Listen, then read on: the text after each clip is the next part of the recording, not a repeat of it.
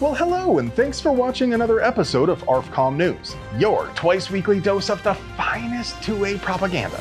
Well, Kamala Ding Dong didn't waste any time at all promising total disregard for the US Constitution and for the rule of law. In literally her first official act as the unelected DNC nominee, she promised to ban the most common defensive rifles, impose universal registration, and pass a federal red flag law.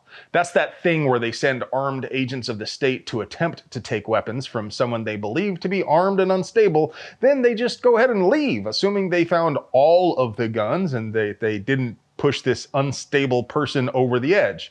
I mean, hopefully this paranoid nutter didn't bury guns in the woods. It's not like he could just go out and buy a gun in an alley anyway, right? Am I right? Yeah, let's continue to allow the crazy guy to have access to pool chemicals and motor vehicles. I mean, he's too dangerous to trust with a gun, but we probably didn't just piss him off and leave him with countless ways to hurt people. But I digress. Way I see this, Kamala basically said, "F it, I don't want to be president anymore." I mean, it's not like we didn't know she's rabidly pro-police state. She's not admitting anything new here, but by coming out of the gate so hard on this issue, she isn't winning over anyone who wasn't already going to vote for her anyway. And I think she might lose a whole lot of people who might otherwise have considered voting for her just because she's not Trump or Biden. Well, at least people who didn't know about how she laughed about locking up innocent men over nonviolent crimes and hiding the evidence that would have exonerated them, then had the absolute audacity to fight the release of those inmates after they were proven innocent. And I believe a child going without an education is tantamount to a crime. So I decided I was going to start prosecuting parents for truancy. Well, this was a little controversial in San Francisco. But hey, it would be impossible for us to deliver quality two-way propaganda without sponsors, so let's pay some bills. Today's video is sponsored by Franklin Armory. Anything worth shooting is worth shooting twice, and going binary will not trigger the Fed boys. Franklin Armory, those freedom facilitators who brought you twice the pews with their binary firing system, because it's a scientific fact that bad guys with twice as many holes in them are half as dangerous. So in the unfortunate event you should ever need your firearm for defense, remember, it's math. It can't be wrong. And by Vortex. We've been running their new Defender line of red dots hard since before launch. They found a home on all of our guns, whether for concealment, competition, or anything in between. They're rugged, they're packed with features, and they flat out perform.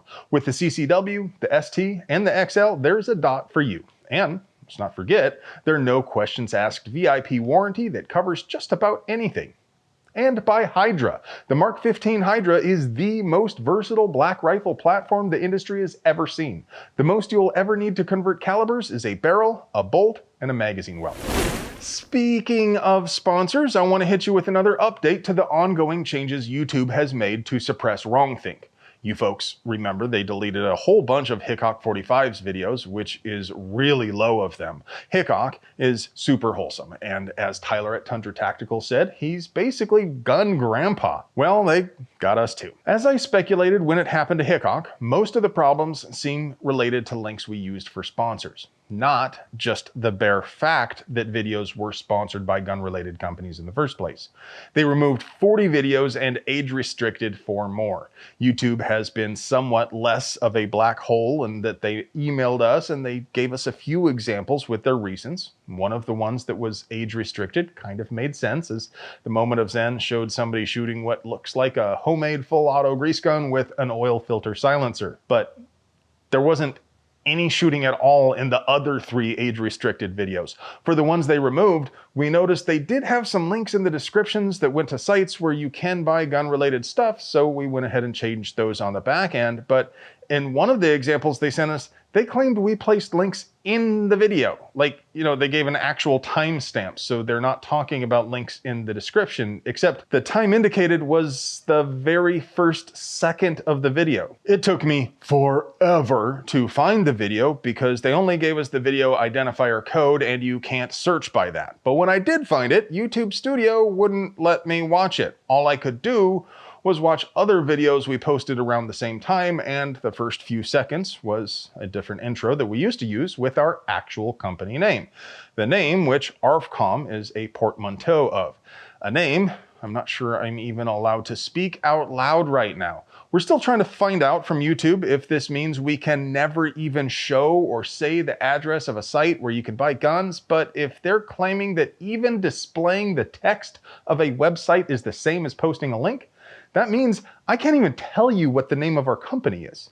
Maybe you'll see it in the comments. So, being the absolute super cop that he is, the director of the FBI figured out how the shooter was able to evade so many eminent professionals to take a shot at former President Trump. Turns out, he was using a cloaking device called a collapsing stock, which renders a rifle invisible to normal humans. That the weapon had a collapsible stock, which could explain why it might have been less easy for people to observe. Makes total sense.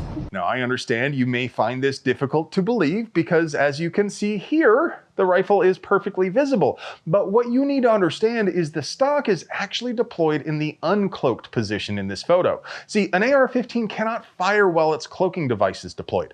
To help you understand better, take a look at this short clip I found from the civil rights lawyer. Here's an AR-15 with a collapsible stock. As you can see, you can stuff it into any bag and you literally cannot see it when the stock is collapsed. But extend the collapsible stock and then it can be discovered. Now you see it, now you don't see it. Chicago and every town dropped their lawsuit against Glock. They had been claiming Glock pistols were uniquely capable of being converted to full auto with auto sears readily available on Chinese import sites or home 3D squirting. Of course, Glocks are not any more suited to this type of conversion than pretty near any other striker-fired pistol, but Glocks are more popular, so these devices are more commonly available for Glock. But control freaks like this don't just stop their crusade because they know it's wrong. So why did they drop the suit? To add more defendants, that's why. They refiled the lawsuit, naming the Glock parent company in Austria as a defendant, as well as the Georgia division, and they added 2 gun stores in the Chicago area because they sell Glocks, I guess. The suit is still just as ridiculous, and it still functions as a how-to manual for converting a Glock, to the point where I can't actually show you an unredacted version of the lawsuit without getting kicked off of YouTube. How's that for irony?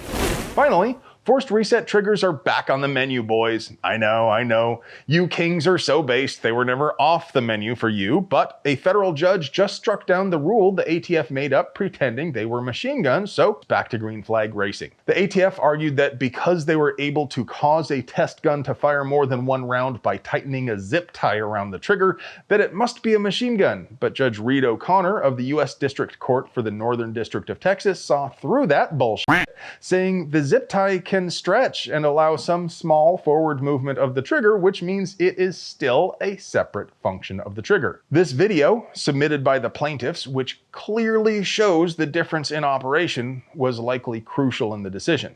Also crucial in the decision was the work of the National Association for Gun Rights. So if you like watching the ATF lose as much as I do, please go to donate.gunrights.org and flip them some eddies. Come on.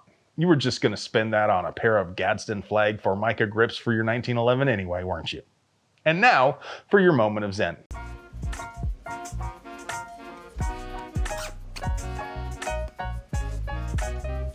Hey friends, do you like pews and other pew-related things? Would you like to help us keep delivering you pure uncut American pew propaganda at the low price of $3.99? We literally couldn't pay the bills without our sponsors, so do us a solid and get yourself something nice from them. You deserve it. I love you.